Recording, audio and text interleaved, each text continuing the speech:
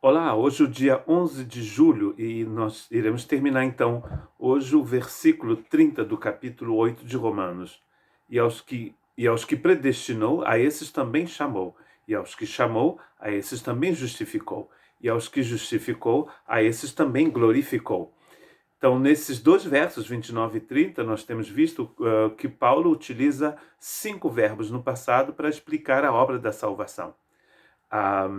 O último deles, então, é a glória de Deus em nós. Deus, aqueles que Deus justificou, ele também glorificou. Como definir a glória de Deus na Bíblia? Uma definição que eu achei muito interessante, que eu gosto de utilizar, é quando dizemos que a glória de Deus é a manifestação da santidade de Deus. A glória de Deus é a manifestação da santidade de Deus. Deus, esse ser difícil para a gente de definir, em qualquer língua que seja, a gente vai encontrar muita dificuldade em definir Deus. Mas Deus é um ser completamente repleto de amor, de bondade, de poder, e todos esses atributos de Deus que manifestam a santidade de Deus, o fato dele ser completamente diferente de tudo que existe no universo.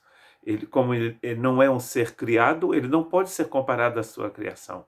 E a santidade de Deus fala do fato que Deus é completamente diferente de todo ser, de qualquer outro ser que possa existir. Ele tem uma natureza que não pode ser comparada a nenhuma natureza existente no universo.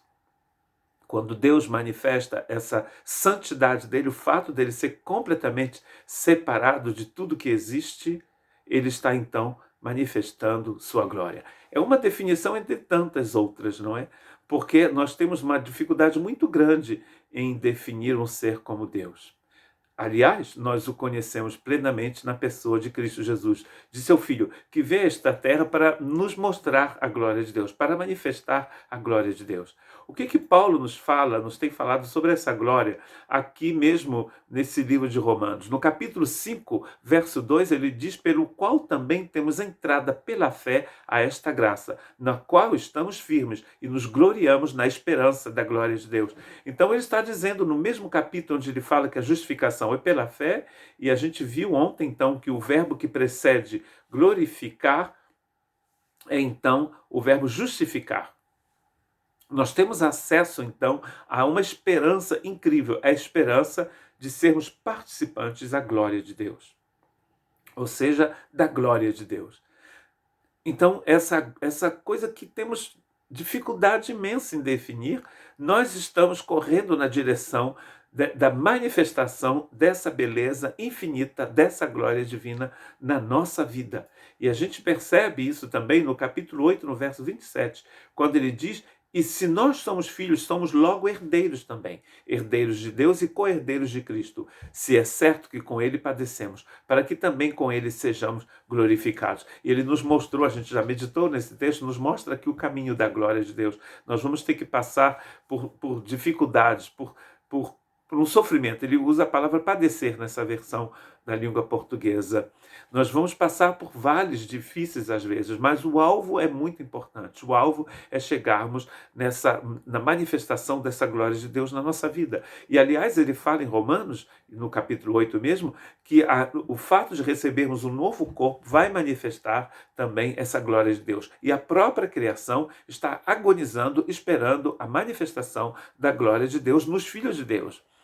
Então, nós estamos correndo na direção dessa realidade diferente, que é a glória de Deus. Completamente diferente de qualquer outra realidade que você tenha conhecido aqui nessa terra. E o mais interessante ainda é que ele está usando o verbo aqui, no capítulo 8, no passado.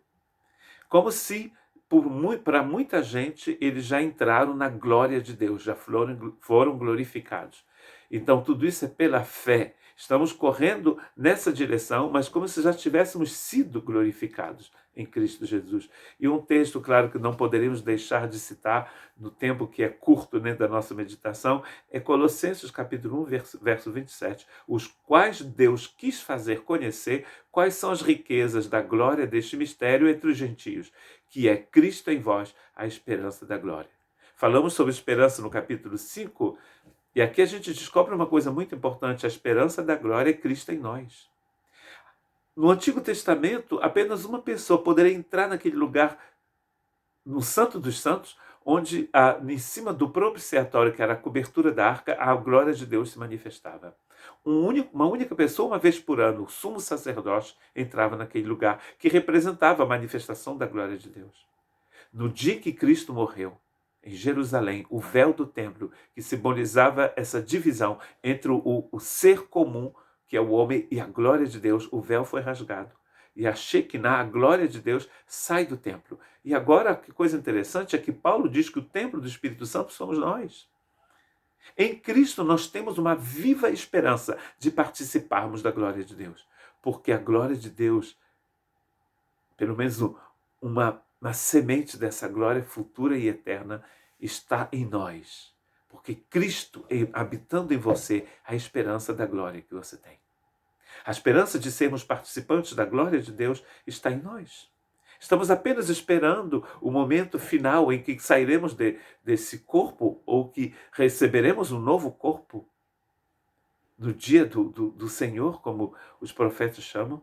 Naquele grande dia entraremos para sempre e seremos nesta nova dimensão e seremos participantes da glória de Deus. Mas a esperança é viva porque Cristo em você é a esperança desta glória. De viver uma vida diferente dessa que você vive, num corpo que é sujeito a morrer. Numa vida que passa muito rápido, que passa como vapor, como fumaça. O tempo passa como fumaça. Havia uma canção assim, alguns vão se lembrar. Tudo passa muito rápido. Mas estamos esperando a manifestação da glória de Deus nos filhos de Deus. Então, o mesmo Deus que pensou em você antes da fundação dos tempos, antes da fundação do mundo, esse Deus tremendo que te chamou, ele também te justificou. E ele quer te glorificar também, para que você seja participante eternamente da glória do Senhor. Que o Senhor possa te fortalecer a sua fé hoje, que o seu coração possa estar firmado nessa promessa linda e maravilhosa que temos de sermos participantes da glória de Deus. Que Deus te abençoe.